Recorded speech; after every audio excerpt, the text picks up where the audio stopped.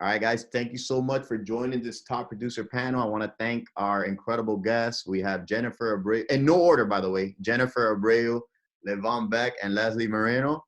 You know, quick numbers, and I'll probably, Jennifer, and the reason why this is a real good top producer panel, I'm sure they'll share their numbers. I'm probably wrong on it because I use a tool. Jennifer Abreu, arguably 4 to 6 million every single year in, year out. She's also our marketing helper, whatever you want to call it, for lifestyle title of New World.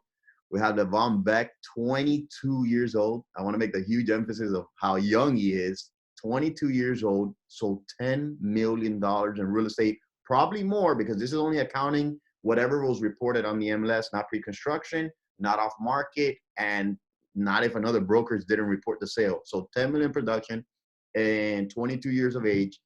And Leslie Moreno, less than 2 years in the business, and another $10 million producer. I think probably 31 years of age, Leslie? Or am I off there? All right. So just did the intro of them. We're honored. What I like to do is maybe go start, Jen, if you want, just a little history. I know I said your numbers, but just a little bit of how you got into real estate, what you love about real estate, and what made you go to full-time real estate, just so people that are here that are not full-time or don't have your passion, give us a little bit about yourself so people know you a little bit more. Hi, everyone. So my name is Jenny, and I've been in real estate for 6 years. I got into real estate with absolutely no knowledge of the business at all, nothing, zero. My first year in real estate, I only did rentals because I was so scared. I didn't know what I was doing. I was with a previous broker, and I got a buyer, and he disappeared on me. My broker. It was a tiny little brokerage. It was like 3 agents, and he completely disappeared on me. So I got really scared. I got really lucky on that transaction, and I didn't lose my client's escrow. But from that experience, I was terrified, so I didn't want to do real estate anymore. And not real estate, but I didn't want to do sales. I was like, I'll be a rental agent, and I did pretty well with rentals. But then after a year, I was like, I want more. I want the big checks. And I was introduced to George through a friend of mine named Adrian. And I went and I met with George, and he signed me up that day. He didn't let me, he did not give me any other choice. He was like, no, you're leaving, you're leaving a lifestyle agent. And I was like, okay. So I signed up with George, and 4 months after being lifestyle agent, I became his assistant. I forced myself onto being his assistant. I was like, you're a mess. You need an assistant. I can help you. And I became his assistant, and I was his assistant for 1.5 years. And through being his assistant, I learned so much of the business. I started listening to audiobooks. I just changed. I grew up basically within the industry and myself.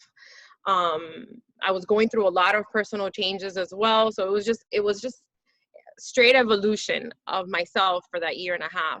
I got to a point where I started producing in higher numbers, and I could no longer be his assistant. So I was basically, I was hurting him. Like, he wasn't able to continue growing the brokerage and himself because I wasn't being a good assistant. So we came to an agreement. I kind of stepped down. I started doing real estate full time. And it was amazing. And then I had a personal thing happen within my family, and I stopped working, and George was there to rescue me again. As always, he's such an amazing broker, and I'm sure all of you know, I came back into the brokerage, and little by little I started producing again. And I would say for the last 3.5 years, I've been completely breaking all of my previous records. My personal volume all comes from referrals. I don't really go out there and look for leads, which is something I want to start doing this year, is actually like going out and like prospecting. But so it's all referral based. It's all through, a friend of a friend, all through Instagram. And this past year, I sold 5.2 with my off-market properties, and for me it was amazing.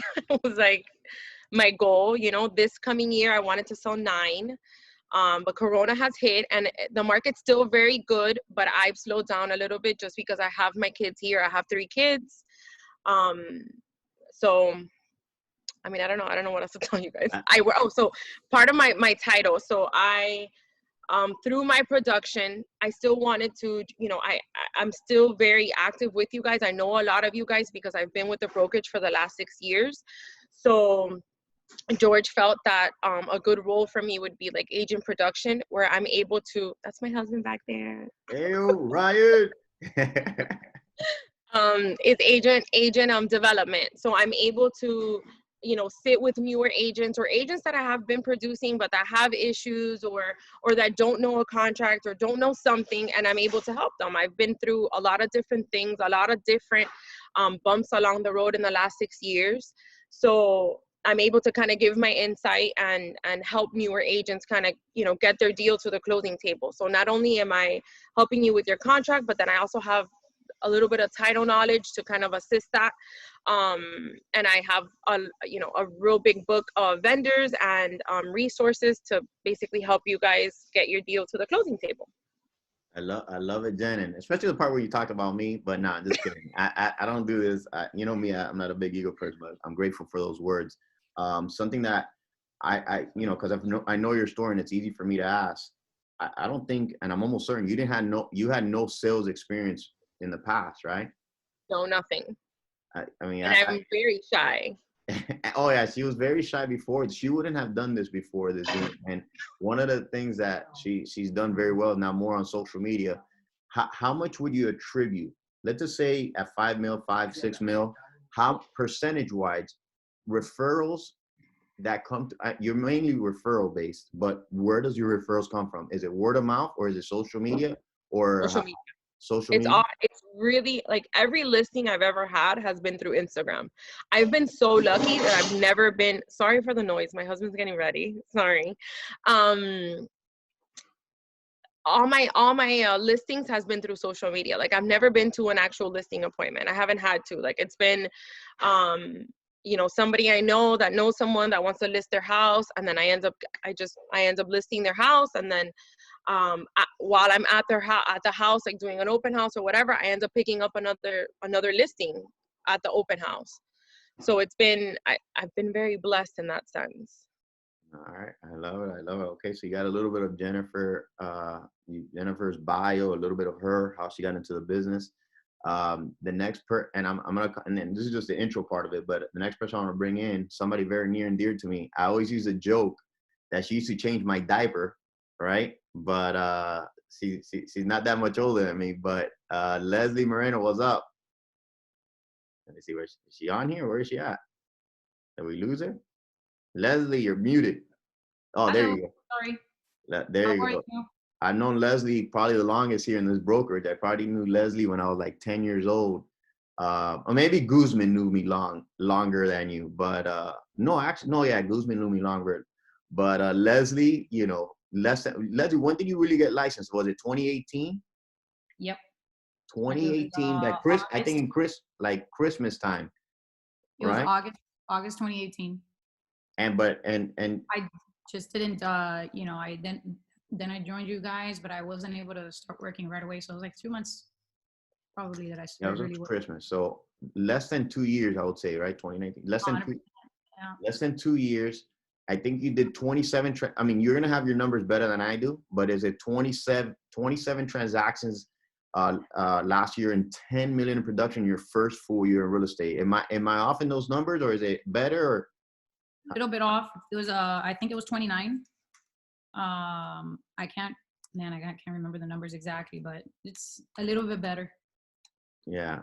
So my background is extremely non-real estate related. I was a dental hygienist for almost 20 years. Basically trying to get out of the dental hygiene chair for a long time. It's just wasn't my thing, wasn't fulfilling. I don't like feeling capped out in whatever it is that I do. because I am very ambitious. So I started actually a consulting company on the side. I started doing, PR and marketing and just whatever could get me out of it. And then I'm very good friends, of course, with George's brother. We actually went to junior high and high school together. So I happened to be talking to him one day. I'm like, oh, what's Georgie up to? And he's like, oh, man, he's doing amazing. He has his own brokerage. And I'm like, no, you don't say. So to be honest with you, my first interaction with real estate was actually when one of my clients in the marketing world needed me to do some PR and marketing for him. And he was actually a photographer that wanted to branch out into real estate photography. So I researched the top 5 brokerages, or the top 5 brokers. And so I first met with another George to basically see if, we can get in there and do all of their real estate photography. And he didn't listen to anything that I was saying. And he basically said, why are you doing that? Why are you not doing real estate? And I'm like, get out. I hated real estate. I never was even in the, I don't even remember being at the closing table for my own house. I hate it. It's kind of like, what do I sign? Ugh.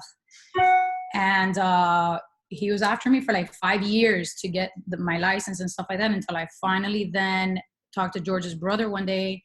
He told me to give him a call, whatever. And so I did. I called George and he says, listen, just come to an event we're going to have and see if it's for you. And I'm like, nah. It was the event that you had at the Wharf. That was, I guess, Christmas 2018-ish. No, mentira, because I had not even taken my test yet. So the rest was history. I loved it. I joined in, and I was able to have, before I took my test, I had my first client, basically a firefighter. My husband's a captain in the city of Miami. So I had one of his buddies that said, do you have your license yet? And I'm like, no. And he's like, well, as soon as you do, I need to sell my house. And I was just freaking out, because I'm like, oh, here we go. Definitely, the epitome of fake it till you make it. And he's like, you can handle this? I'm like, yeah, no.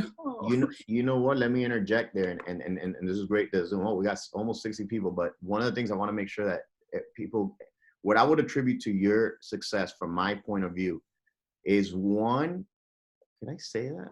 No, I don't want it. You know what? You have chispa, right? So you don't care. Like Leslie could be at a restaurant and she sees 5 people at the bar, all 5 people. She goes up there, not like, hey, not like that cheap, like, hey, how's it going? I'm a realtor. No, she'll conversate with anybody. Like, I got to give it to you that. If she has super, man, you can't miss a Zoom. You know what? But she has the personality. The personality. No, but I was gonna say like a Cuban saying, but I'm not gonna say it. She has, chispa. All right, so. Tiene los cojones. All right, well, thank you, Noel. Thank you, Noel, for interjecting there. But one of the things Leslie did at the beginning, which I want all you guys to take away, and this is why these top producer panels are good, because you get to get these big producers, is that Leslie at the beginning, yo with love, jodía, but I love that you guys ask a question. She will ask 20 questions, but I was always okay with it. And so were all the managers. Everybody supported Miguel, myself, other individuals, because every question Leslie would ask just made her a little bit smarter, their blade a little bit sharper. She wouldn't ask the same question once or twice, unless it's maybe a contract question. But the more that she asked, which maybe at the beginning, you guys feel like, oh my God, I shouldn't ask these questions. Oh my God, my number one pet peeve, and I don't have a lot of pet peeves with the brokerage. My number one pet peeve is when an agent tells me, hey, George, sorry to bother you. I know you're busy. Like, I'm not busy enough for me not to answer your question. It insults me when you say that. I'm here for you guys. You should always be busy. You should know that everybody's busy. That's how I love the questions, because I know it only makes you stronger, or there's a potential solution to a problem you may be having. One of the things, Leslie, if you can hone in on it, Leslie, I think, even jumped around offices, asked a million people different questions, and made her who she is. So talk about that, Leslie. What do you think, now being a partner now, we're a Pines office, what could you impose to everybody or teach everybody on that lesson itself? Guys, definitely, I can for sure elaborate on that. I did ask a lot of questions. That's just my nature. I like to, just pretty much become the best at whatever it is that I do right away. So what I would do is, I still do this. I did it yesterday. I will literally text message or whatever, because sometimes, yes, I know you're always available and stuff, but I really want undivided attention. I'm very, greedy when it comes to people's time and stuff like that. And when I'm asking you something, I want your undivided attention. I can't get that from my kids, so I hope to get it from my you. But I will literally ask 5 different people the same question. So I will text message Machete, George, Miguel, maybe Busky as well. Like, I want to pick everybody's brain and then make it my own, what it is that I'm gonna do or whatever. Like, and it's funny because I just called Miguel. Was it yesterday? I don't even know. These days, these freaking Corona days seem like one big run-on sentence. But I was gonna discuss with Miguel an idea that I have about. Because right now, the way the market is going, we got to get very aggressive with these offers, guys. Like, very aggressive. You're going to get frustrated as hell. You're going to send 3, 4, 5 offers for each one of your clients. And then they'll start losing faith because they don't understand. I mean, I'm kind of going on a little tangent, but there's a purpose. They don't understand truly how we see the market or what we're going through, and these things. So I had an idea, which I feel is a great idea. And then, so I call Miguel, he's giving me, oh, no, this is what I think you do. At the end of the conversation, it's like, yeah, no, I don't think your idea is good, but I'm going to go ahead and do it. But that bouncing off of each other is amazing because it really sparks, those brainstorm sessions and stuff like that.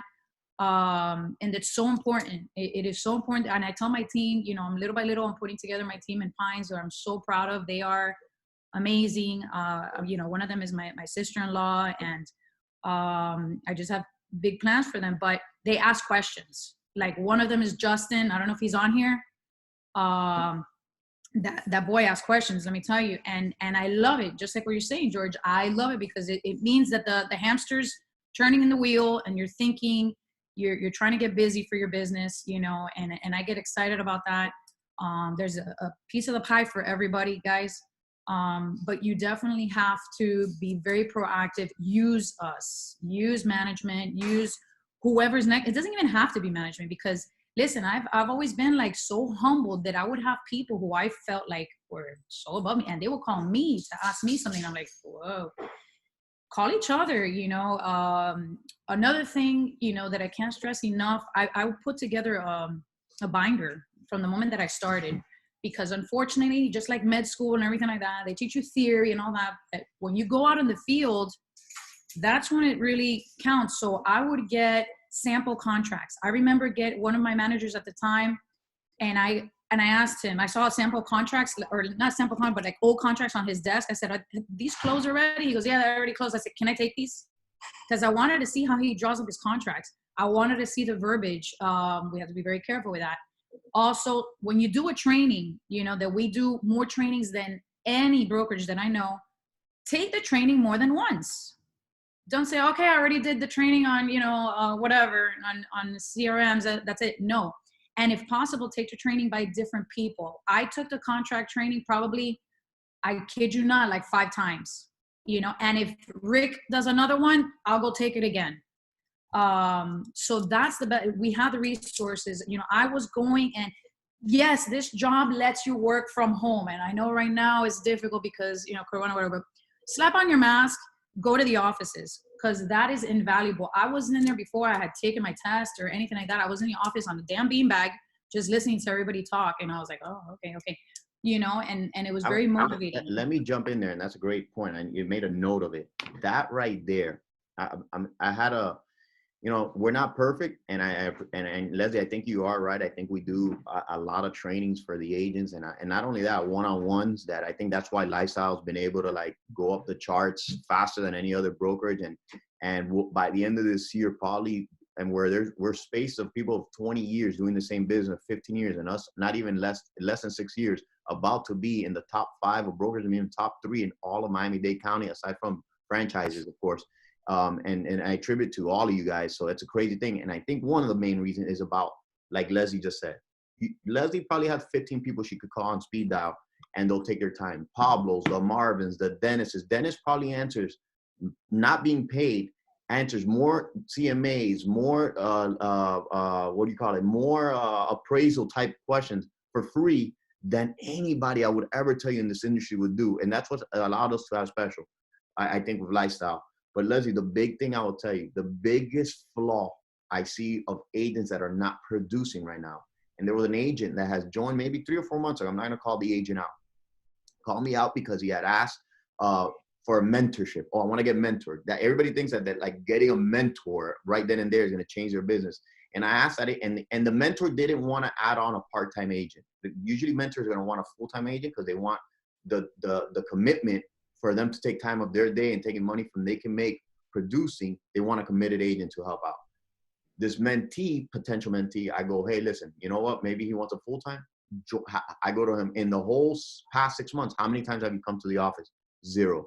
How many Zooms have you joined? No, I haven't joined any Zooms. And the number one thing I will tell you that sets you from producing or not is showing up to the office. And that includes that, because you're going to ask a million questions. If you're sitting in the office for 8 hours, you're going to ask 20 questions. The number one thing Leslie touched on is showing up to the office. Wear your mask and show up. That's the number one thing you need, because after you show up, a Leslie sees you sitting in the office every single day on your laptop. Maybe you're nervous or scared, not answering questions. I guarantee you, a Leslie, a Rick, a Miguel, any producer gonna say, hey man, what are you working on? How could I help you get better? And Leslie hit a big thing on the head, showing up. That's the first thing you ever need to do. Like, so I commend you, Leslie, and I want agents to get that in their heads. All the offices except Pines are open because of the remodel. You guys need to be here. There was 3 agents when I got here. Like Miami Lakes has 4 to 5 to 6, 7 agents every single day, sometimes even 10. West Gables is always slammed. Kendall is always slammed. So show up. That's key. To add to that, George, you know, and it's funny what you just mentioned, because and now I see Justin on there. Hi, Justin. He can attribute, I said, because I will take on whoever under my wing. I will answer. I answer, and George, you can attest this. I take my phone in the shower, you know, everywhere I go, whatever. If I don't answer, I at least try to send a text message or whatever. I mean, sometimes I'm just whatever, but Justin can attest that I said, hey, to the whole team, I'm here for you, whatever. But the moment that you become an anchor, you're cut out. Because I'm here to, and I don't even like to say mentor, because I don't see myself like, oh, you know, the guru, but whatever. I don't have the time to babysit. So I have to see that you guys are doing your part too. You know, it's no different than when you see, you know, your child having a hard time with something. You're not just going to pick them up and do it for them. No, you let them fall, you know, and when you see that they're trying on their own to figure this out, it's so much easier to help you if we see that you guys are doing it as well, because we have our own things on our plate as well. So it's, you know, I don't go for that. So as far as, you know, more production, whatever, being in the office and being, you know, focusing, one of the biggest things for me is everybody has a strength on how they will fill that pipeline. Okay. Yes, you need to be diverse in the things that you do. You have your cold callers, you have your Leslies that'll go anywhere and talk to the wall. You got to be true to whatever you're comfortable with at first. Okay. That's not to say that once you exhaust that talent or whatever, that you need to dibble dabble in other things, you know, don't be a one trick pony. But, you know, if it is not in your nature to be out there and talking to people because you're shy and that, you're not going to be successful at first. Try to really focus on your strength and finding what your strength is. You know, you put me in an office behind a phone, cold calling all day, I promise you it's not going to work. That's me. But there may be, I know a particular agent that she's a savage, and that girl would be at the office every single day, day in and day out, in the morning for hours on the phone and just listening to that rejection. Maybe I don't like rejection, I don't know. But listening to that, go to hell, don't call me anymore. You know, some of you I see, you know, Danny, you know, you're working, whatever, maybe you do have to do some cold calling from your car or whatever, and that's amazing. But guys, there's so many opportunities out there. When I've had the septic guy that came to do my septic tank, boom, I got him. As a matter of fact, I had Miguel's dad working in my house the other day. He brought his nephew to fix my AC, and I'm helping his nephew find a house. So that's bad on Miguel, man. He dropped that ball. Over that Miguel's a realtor. Leslie was able to get a family member from a realtor in the brokerage. Miguel's cousin, okay? So it's like, how do you not know that you're, why? Because I think with time, you keep just going for those big fish. Don't ever forget that the little fish feed the big fish too, and there's a season for everything. And I always see an opportunity. Always, when you leave the house, there's always an opportunity, whether it be the Starbucks girl, which I got her too. Hang out with your cards, guys. I know this is, the world of everything electronic, and I do have my card on my phone, electronic, that I can bounce it to people. But there's something in paper. You hand somebody something, that there's still value in that. It's a good icebreaker when you go to restaurants. And I challenge, and I will be challenging my group, is we're going to be doing field trips. And I've done this with agents where, I did this with Idalis. She's one of the ones that was with us, and she's the one that was the champ on cold calling. I said, get the hell off that phone. Let's go out somewhere. Let's go to lunch, my treat. And I made her put her card in that, when we were paying the bill, she had to put her card in there. She had to talk to at least. So basically I had to hand out a certain amount of cards before we got back. Make that a goal. That worked for me amazing. That when I leave my house, I have to give out 10 cards. Yeah, that's the go-to. And It's that's Leslie's strong suit, and she's a true proponent of that. I've seen it in person. I've seen her get buyers and listings in public. I mean, at Hillstones, I've seen her like the whole bar. Went back pre-COVID, and I was like, oh, Leslie, I don't know how you do it. Like in an elevator, it'll be me, Leslie, Dennis, and another person randomly there. She will not let that person get out the elevator without introducing herself. Like it's the craziest thing. And I could only imagine, 10 million, I guarantee you 2-3 million is from public. Hey, how are you? And then one of the huge other, well, so that's Leslie, guys. And they're the next, this is normally in the business world, you call him a whiz kid. He is a whiz kid. I used to love him when he was 21 more, because then I could say he was 21 years old, top producer, but now he's 22. Yeah, he's old, but he's still a whiz kid. $10 million sold. He might tell me it's more, so correct me, please. And I went on Total Broker Metrics. It tells me 22 sales, $10 million. Livan, correct me if I'm wrong. Let me introduce you. What's the numbers? What's the real numbers? Last 12 months, we're probably like at 11. Year to date, we're at 7.2. Mm-hmm. And hopefully we'll get to 15. Let's see. All right. No, you will. And hold on, Livan. Yeah. For all of those that are all upset and crying about COVID and this and that, how many did you close during quarantine? During quarantine, not COVID, like actual quarantine that you're not supposed to leave your damn house. During quarantine, that was my last post that I posted that went pretty good, and I got a lot of contacts on.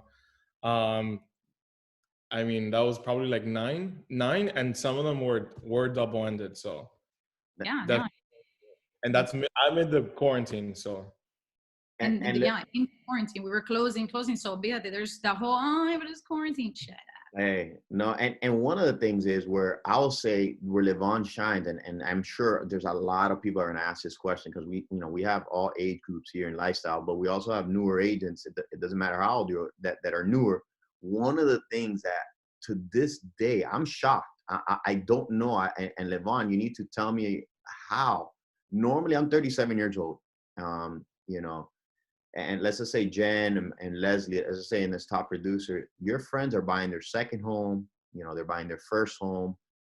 They might be even buying their third home or their investment home or vacation home. So you get a lot of referrals just about the people you hang out with.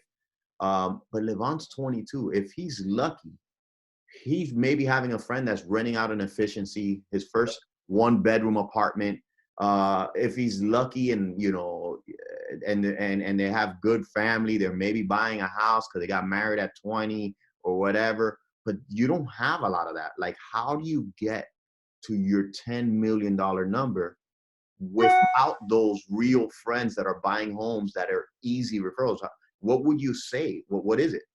I definitely have different friend groups. I definitely have my friends that are my age group, the Gen X, I would say, from high school and et cetera. Definitely, like, I haven't done a single transaction with any mates from my graduating class. But not necessarily them, but I do have a very strong support base. And even though they're not doing a particular transaction, they somebody just said networking in the chat. You know, whether it's their family or somebody they know, support me and they refer me, even though it's not even them. I haven't even rented an efficiencies to one of them. So definitely a very strong support base and referral base that I have in my inner circles where, yeah, again, the different friend groups, the high school ones, definitely for sure, they're my weakest link, but you know, I still get something from there. But I do have an older friend group that are in their 30s and because abuela, man, he's tapping into the abuelas. No, not. Abuela en el supermercado giving out his cards. Oh, my grandma, I got my grandma this same Yeah.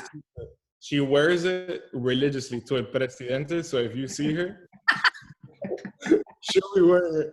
And I mean, no leads have come from that, but still, it works. So a really quick background on how I started and how I got my license.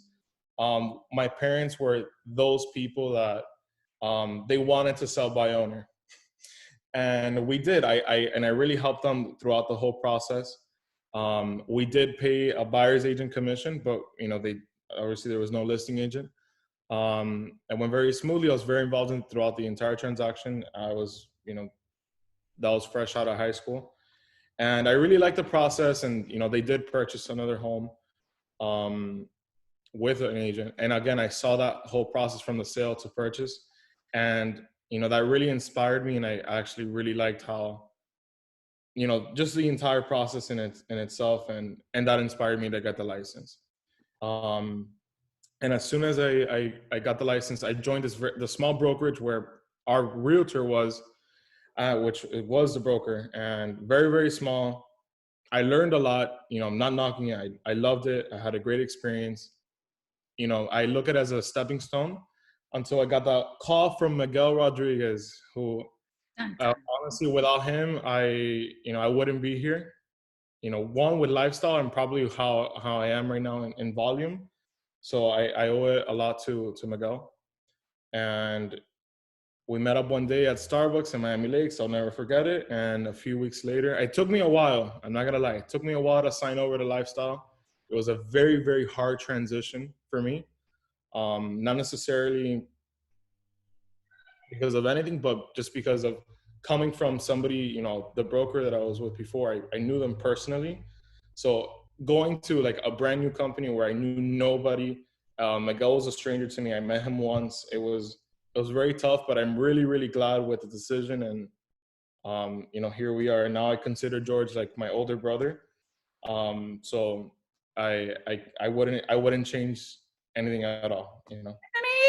Oh man, love that, man, and I love that. And again, and one of the things that Livan's probably one of the rare exceptions. Not on the age, but I would have to say Livan's probably the very rare that I would never recommend it out of, you know, 69 people that are in this call. He's probably number one. And I'm not saying like, you know, Jen isn't good at it or Leslie isn't good at it, but he's probably from the whole brokerage, the best working at home agent that we have from the whole brokerage.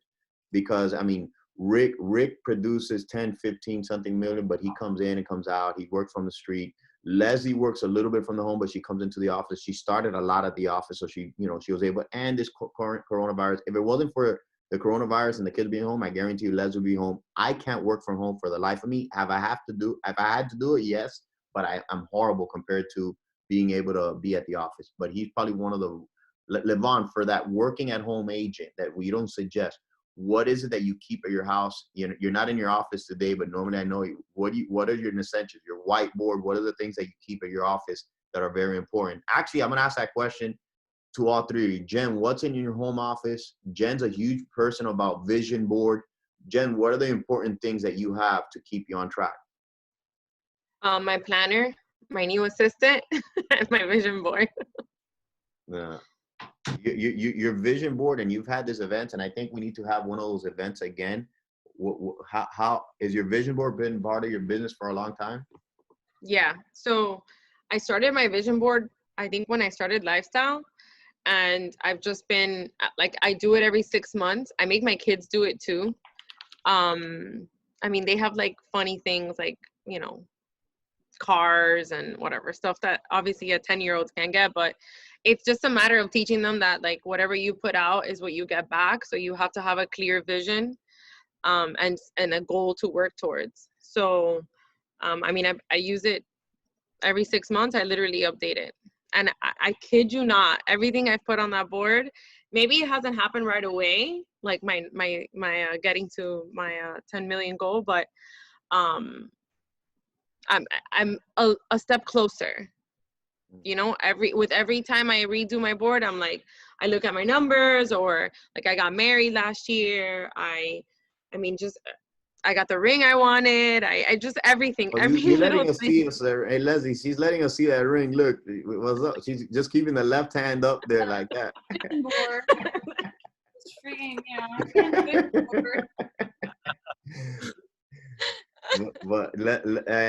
So yeah, I know you've been the huge vision board person, and it does let you see it every day and remind you. I'll go back to Livan. Livan, what are your musts in your office?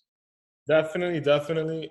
I pointed this out before, but a notebook that's numbered, my to-do list and things that I have to do, and keep track of everything. Definitely a whiteboard. If I have anything pending, all my transactions that I've done, I do keep that up there. Caffeine is very important. But wait, specify which caffeine. Are you getting coladas by abuela or what? Yes. You know, it depends on my mood. It depends on my mood. Sometimes I want abuela's coffee, but sometimes I do want American. So Good thing you're saying it in English and your abuela's not hearing it, bro. Don't worry. And that's pretty much it. And trying to avoid distractions. You know, it's very easy to sit down and watch TV or something. So try to. If you do watch TV, what are you watching? The Office. Oh, Dennis said yes too. Hey guys, if you need a show, that's your show. I've seen it at least. I started watching it like maybe 3 years ago, and I've seen it at least 8 times, and just over and over. If you guys ever consider, I always say it's funny, but if you ever look at my managing style, think of Michael Scott. Whenever you hear me say "yo," like all of that, I've always thought a leader is actually like the way he does business with funny and seriousness and being a little bit dumb when you work, like trying to be. It's always been this funny thing. You'll start when you watch, you'll see subtle signs, and it's crazy that I based it off a show, but it's a great job. That show helps you with business. I think of working in an office space, and it's funny as crazy. It's super funny. Leslie, what is a must-have for your daily business and not only at home but your basic business? What do you need? What's your must-to-haves? Melatonin for my kids. Let me tell you what a challenge it has been. I don't know if you just heard him. the screaming and stuff like that. De madre. Pretty much the same essentials, man. I'm old school when it comes to keeping notes and things like that. So I have my Livan, notebook as well. I have to write things when they come to my mind. I have my iPad also aside that kind of keeps me, kind of on point of what it is, because it's so easy to be all over the place in your, have a plan for your day, and then just one person call you and completely derail you on what your goals were for the day. And if there's anything that'll piss me off is that, like, I'll have, let's say, okay, when I wake up in the morning, I want to check on my emails. So I'll try to check my emails before my feet touch the ground. Everybody has their own method to their madness. That's what I do. I want to make sure it's clean, clear. If I got to clear the clothes overnight, because one of my lenders is working 2, 3, 4, 5 in the morning. I have to have my coffee, definitely. But I'm dying to get back to the office because I don't like doing this from home. I haven't been able. I moved in the middle of the pandemic, so I still don't have my office set up. So I'm working in the dining area. I'm working in my room. I mean, it's not great for me. So what I do is I still leave the house a lot and try to go to, like, an outdoor table somewhere, at Starbucks or this or the other. And again, just because I like to be around people. I'm a pack animal. I don't like to be alone. So that's me. Yeah. you know, but I have my reminders on my phone constantly because there's just too much in there, you know, and you guys, you have to be aware of your critical dates. I know that's like just interjecting in there, but when you get caught up in your day and all of a sudden it's midday and you're like, oh my God, I didn't get that deposit set in for escrow and today's the last day, or you know, so you got to get organized. The biggest thing I could say in real estate that you will crash and burn if you're not organized. You have to create a system, which I still, almost 2 years in, don't have a proper system. I will admit that, because I need more help, which thankfully, like I mentioned, you know, I have my team that I'm putting together, and I have some plans we have to get together. Even if the office is not ready, I'm just going to have them meet in my house because I can't. I think the office is going to be ready. The office is going to be ready. Miguel said by the end of this week, so we'll be good there. Guys, I want to open it now. I know we've been talking questions. So you guys have questions here, please put them in the chat so I could add. I got some questions I thought of. What would you say? We talked about agents not showing up. Excuse me. What do you see? Let's just say not showing up to the office is a huge thing, and let's just say asking questions is another huge thing. Other big flaw you've seen in non-producing agents that you see in this business that you would suggest, or what was like? So it's going to be a two-part question. So what, any of you three would chime in. What do you think is the biggest flaw of non-producers? Negativity, negative mindset. Okay, elaborate. Just I can't do it, or not being resourceful, or just no, I can't do it, or oh no, or just negativity. In this business, you have to have the mindset of you have to make it happen. Like, you got into this business, and there shouldn't be a plan B. It should be like, this is what I'm gonna do, and that's it. There's no, oh, but you know, no. That's it. Just make it happen. Yeah, I would tag back on that as well. The negative, not necessarily the negativity, but like I guess maybe sometimes complaining that you can't do it. But there's so many ways, there's so many trainings that we do. Marvin does a lot with the Facebook Marketplace. Like if you know you're not getting any leads at all, definitely get on that Facebook Marketplace and post out there, post on social media constantly, very consistently. Then there shouldn't be a reason that you won't make at least contact with one person, whether they, comes something out of it or not. So I think trying and really persistency is the key. I'm going to be a little meaner. Laziness. Uh-oh. Yeah. You got to do your part. And this is not, it's one of those things where, so many people are like, oh my God, Fulano's doing so well in real estate. I'm going to get my license. There's no magic pill that comes with your license. Okay. If you don't work, you're done. It is. And I always tell everybody, it's one of those only careers you get what you put in, period. If you don't put the time in, and it takes time, and I'm talking time. I mean, it depends. If you're complacent and you're okay with selling 1 or 2 houses a year, fantastic. If that's what floats your boat, but there is no reason why by the end of this week, every single one of us in here doesn't have one extra lead. No reason, because there's so many resources. All the tools are there. Now, if you don't take advantage of any of the tools, it's just laziness, because what more can we do for everyone, So it's a matter that at some point, everybody has to see this, and this is what I can't stress enough, as your business. Yes, George is the broker. Forget George. George just opened this space for us. Now you have to make with your business what you want of it. Grow your business. Grow it to the point where you get so freaking busy and you're generating so much that you got to figure out, how now you're going to get buyer's agents, how you're going to get assistants. It is the closest thing to having your own. It is having your own business. You got to open your own PA. You got to do your own taxes differently. It is your own business. If you're not succeeding, I will tell you this 100%, it's on you, not us. Thank you, Leslie, for saying it. Like in the Marine Corps, when I was in the Marine Corps, one of the things, and I love Leslie because Leslie keeps it real. And sometimes I'm keeping it more real. Sometimes somebody was like, bro, you're being a little too direct. And I'm like, I need to be a little, so that was Dennis. Like, bro, you've been lately, I'm like, if you're not making money, it's on you because you're not posting. If you can't even make $1. So I've been a little bit, I tried a little bit more attack. Leslie is the more direct, funny one, or Noel, like he said. But one of the things that man, what did I lost my point? Oh, I forgot what I was gonna say. I have two that people do a lot. What? Procrastinate. Procrastinate. Oh, procrastinating is and huge. Thinking they have to know it all.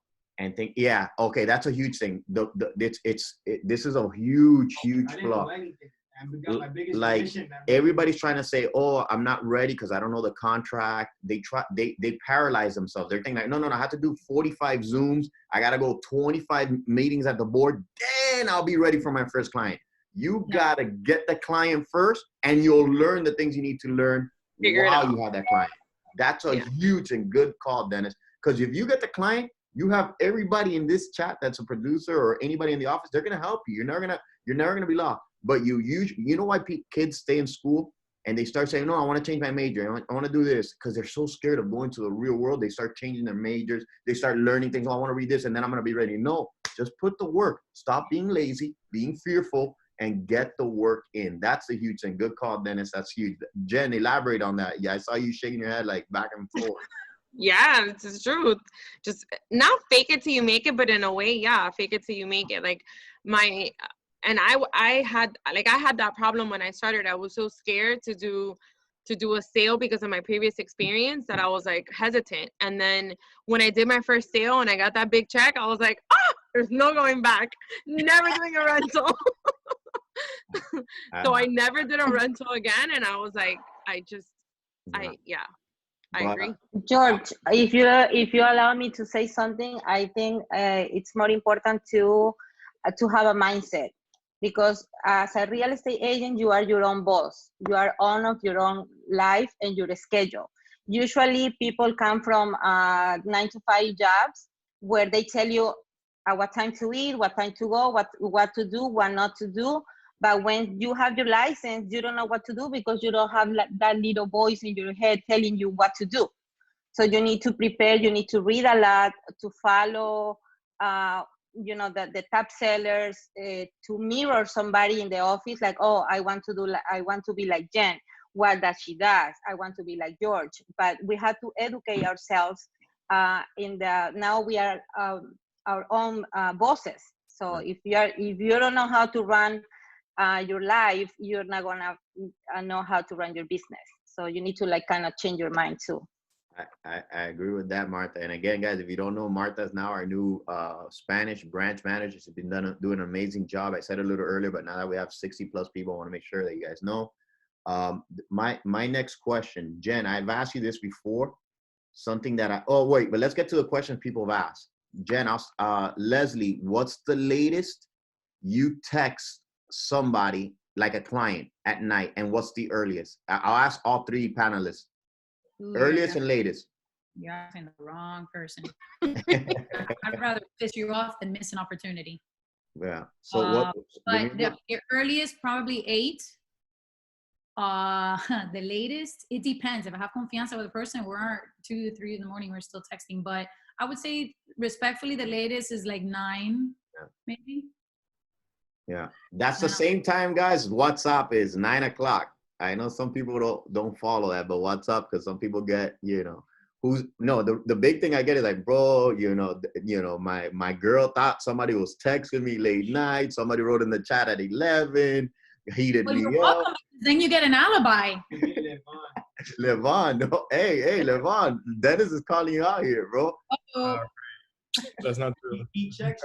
He's looking at comps at 4 in the morning. Oh, Livan. Oh, because Livan checks for comps and it heats up his Go MLS app. So, Livan, what's the earliest and latest for you? I guess it depends on the stage of the client as well. Like if it's a prospect, it's different than when we're under contract. Like if we're in a deal, I would say latest 10 p.m. And earliest probably 8 a.m. If it's a prospect and a lead, I wouldn't pass at 9 p.m. as well, and 8 a.m. earliest. All right. But again, if it's somebody with confianza, FaceTime, call, lo que sea, whatever time. Abreu? Same. It depends on the client. Like if they're my friends, and I'm working a deal with them, then there's no time constraint. I mean, I literally will call whenever. FaceTime, it really depends on them. So if they send me a text message at 10 or at 11, then I'll send them a text message at 10 or 11, depending, you know. I've gotten like 7 a.m., 6:30. Sometimes you call me at 7 a.m. Oh yeah, I'll call everybody early, super early. But Yeah. I think a great thing to do, guys, is to, when you do your client interview, you even bring that up. Say, hey, listen, and I do this, I say, listen, I am on the phone at all hours. I am insomniac. You know, can I reach out to you, you know, past a certain time? What do you prefer? And people will tell you, no, listen, don't call me after 9 o'clock. Like, Mo told me that the other day. I couldn't believe it. I called Mo. He goes, sorry, you can't call me after this time. That's my time. I'm like, but now I know, you know, like set those, it's, you know, put that as part of your client interview, you know, and it's so important to have these client interviews to know what their needs are, guys, not your own. And even in there, ask them, you know, so that we can respect them and their family time and stuff like that. We get overly excited because we know we're going to get that check, but it's different for them. And, you know, and you could lose a client by, you know, they could feel very disrespected if you call them after a certain time, or the wife or whatever. Me, I'm very careful, especially if I'm dealing with a male client. That's a good point. Elaborate on that. That's a good, give that, I know where you're going, but give a disclaimer to brokerage. What should do male and female, vice versa kind of thing? What's the proper way? Just straight across the board. I would just ask as part of your client interview, hey, you know, are there certain times, you know, because sometimes, you know, the market right now, this is what I've told them, for example, the market right now is so crazy that I'm on there and the second something pops up, it could be midnight, or can I text it to you, or can I WhatsApp it to you? Do you mind, or do I have to email it to you? Because I don't want to heat you up at home. And they'll say, no, hey, whatever you see, you send it to me right away. Or they'll say, listen, after 9 o'clock, man, I silence my phone, whatever, you can send it, but I won't see it. So just kind of get to know more so like, what, you know, like, let's just say you're dealing with a married couple. Like for a guy, always start a group chat with the wife. Always. Always. Do not, you know, directly communicate with that man unless for some reason the wife says, oh yeah, keep me out of this. I'm a teacher. I'm in school. My phone is blowing up and you guys are driving me crazy. Okay. And now you got consent to directly just deal with her husband, or vice versa. You know, you guys with the woman, whatever. But I always start a group chat, and it's house hunt with Leslie. Pagada. Yeah. And another thing too, in the car business we teach, and it's always, and it's true. And this is, you know, this is not a political statement. This is not a sexist statement. The women make the decisions. So don't go on an open house or a listing appointment and focus the attention on the male. I'm sorry, guys. The women in the household make the decision. So don't focus on the man just because you're a man. This is for the men in the brokerage. Focus on the women. You know what I mean? They are gonna be the decision makers. Yeah, you when I do my my client interview, and I interview both of them, I ask them both, hey, what is a deal breaker for you? Or like, what is it you must have in the house that we're looking for, fulana? And you, all right, can we agree on this? Like, try to knock out all the barriers there. So you're not running around showing houses that you know one of them is totally going to say, no, you know, that's a deal breaker for me. No, find out first, you know, minimize your workload by knowing exactly what it is. Like, a man will obviously say it has to have a garage, double car or 6 cars, you know, whatever. And the woman will say it has to have an open kitchen. So don't bother sending these, you know, shitty homes that have a really boxed in kitchen, unless there is the opportunity to maybe expand or change that. But then you better have that in mind. You better know, okay, is that a low bearing wall? Let me ask the realtor, because when I go show her this house, I need to be able to give that option if she wants that open kitchen or whatever. But this is the perfect area and it has exactly what he wants. You got to know both sides of it. You really do. You have 2 people to please. Good luck. and this question that was asked, and this is something that I have to say, this is because they're, as producers that they are, I know these guys, and there's always room for improvement. That same way where Livan came in like as a 2 or 3 maybe $1 million producer, and again, this is all his hard work, because we could tell Livan, hey, this is how you get to 10 million or 20 million, and he has to hard work it. Same way Leslie came in, just do this, and then if it was, she could. So many agents, we tell them what they have to do, and they don't do. And the question next is how Livan gets to 20 million, how Leslie's going to get to 20 million. She's building her team. how Jennifer Abreu is getting her admin, they asked a good question. And I could tell you the numbers they got is without this. And this is the same way. So somebody had asked, how much money a month do you spend on direct mail, Facebook ads, Zillow, whatever the case, how much of your business? These guys are mainly referral and social media, and they're spending $0. So sometimes people are going to use like, oh yeah, Leslie got 10 million because she spends, you know, $25,000 on Zillow a year. Or Livan only got that as a young guy because he puts Facebook ads and he's spending $10,000 a month. No, these guys are pretty much at the lower end of the spectrum. They do invest in themselves, but am I right or wrong there, guys? I mean, give me a head nod. Both Yeah, sure. This is I don't spend any money on leads. Pure per referral based business. Could I be spend money on clients, but not leads. Yeah. Different. I spend money on self-development. Yeah. I spend money on the client, take the pictures.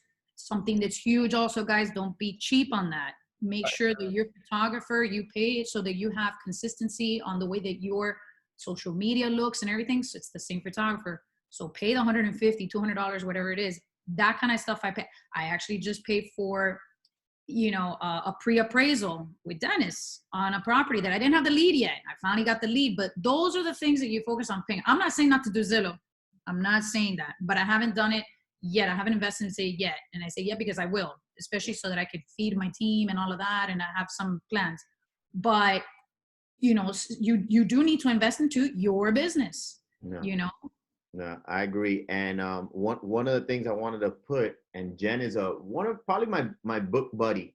Jen, give me your top 2 books that have made an impact, or the most recent book that you're saying is amazing, or one of the most profound books you've read. So there's 2 books that I always kind of resort back to when I'm kind of feeling like I'm lagging, and it's The Compound Effect. There's something about that book that just gets my wheels turning, and I'm like, okay, I gotta get it. It makes, like, when I stop working out, I start working out again. I actually start working. So The Compound Effect is huge. And there's a book that I really love. It's a chick book, but it's called You're a Badass at Making Money by Jen Sincero. Amazing book. It's about mindset. It's really about mindset and just getting into the mindset of you can do it. So those are my 2. And I was gonna make a quick, when you listen to The Compound Effect, when you go from vegan to non-vegan and you're eating McDonald's, or what? When you switch it up and then you're like, man, you know what, I've had and I'm like, yeah, exactly. When I'm eating McDonald's, I'm like, oh, gotta get it together. Hey, Livan, what are some books? That's a part that I really need to focus more on. I haven't really been a big book reader. I have started reading. It's called The Little Common Sense of Investing, but that's not really more real estate related. That's more like in the stock market. But that is an area that I definitely would like to improve on and educate myself more on. Leslie? One book that I feel like I wrote it and I love it is the 7 Levels of Communication. Yeah. It talks a lot about, you know, that whole networking and communicating when you're out in the street. And that is a huge, probably one of the best real estate books. To me, that if you haven't, you know, if you read that book, you will have 5 new leads within the next 30 days. I'm telling you, like, if you follow what it says, it's so true. I love that book. As a matter of fact, I'm going to read it again. And I just heard an audio. No, and I'm going to, no, let's not even put another audio. I got to give you an awesome, it's very rarely that I get, I mean, again, I don't say it with ego. I say more to impress upon you guys. What changed my business was reading audiobooks, and I'm probably over 300, 350 audiobooks. And it's very rare that I get a new audiobook that is like, oh, okay, maybe I get one thing or two things. That audiobook you gave me of Kevin Hart, it's almost like I've gotten 10 things out of it already. And it's so freaking funny. You got to talk about that book. It's true. The Decision. Kevin Hart, I mean, he's one of my favorite comedians. Please leave politics out of there. I had people come after me because of his political views. I don't care what his political views is. The book is good, very easy to get through and on point. Just, I'm the type of person, I love real life self-help type stuff. You know, I'll never read anything fiction. I can't stand fiction movies. Fiction. I'm super bold fan. You don't want to see those movies with me because the whole time I'll be like, "Hey, paquete." That's who I am. I like real stuff. You know, so this book is awesome. Very easy to follow through, guys. You'll get through it in one day. I promise you. In the car, this, that, the other. You know, stop listening to useless music. Listen to these books when you're in the car. How many hours do we spend in the car? No. From point B, C, D, E, F, G. No. You know, the other book, I haven't finished it yet. What was it? I hope I screw this up. I think it's Kyle Cease. There's a few books, but honestly, to me, if I had to choose one, it would be the 7 Levels of Communication. That and I would suggest you guys read that too. The Hyper Local Real Estate Agent and the 7 Levels of Communication is probably number one. It's the number one sales book for real estate, and that's for your referral business, which is the easiest business to have, is referral business, because you don't have to invest in it. Another one actually that was really good was and it's a little cliche, I get it, but the Ryan Seahorn book, the ¿cómo se llama, coño? Sell It Like Seahorn. You know, that was a good one. All right. That was a good one. He a lot of good pointers on marketing and selling and stuff like that, like out of the box stuff. That's the thing. There's a realtor in every corner. Make yourself different, out of the box. And that's it. I gotta kick up my. I have a whole bunch that I've bought, and they're just waiting. You gotta get. But that's key, guys. And I would say audiobooks are going to get you there. That's the mentor you need. And it's going to be the mentor that can talk to you all day, every day, that made millions about millions and millions of errors that you don't have to live through if you listen to them. So, I mean, we've hit an hour. You know, I like to keep these Zooms an hour, and I'm so beyond grateful for our 3 panelists. You know, Jen, thank you for all you do and all you do on our title side. Guys, if you could put your text, maybe you could get text from agents and send you messages. I know Leslie just put herself, Livan put it in the chat, Jennifer Abreu put in the chat, maybe put your emails as well. Thank you so much, guys. This has been recorded. This has been awesome. I think it's been an hour of gold. And thank you so much, Jen. If you guys have any last words, please let the audience know. But I'm so grateful for you guys, man. Really, really much. And yeah, Livan, you're like my little bro, man, for real. And Leslie, like my big sister. And Jen, you're like the person I like to yell at, my little sister too. But so yeah, I got a big sister, little sister, and a little brother. I love you guys. And let's rock and roll. Let's get to work. Oh, wait. Before I'm going to end it there.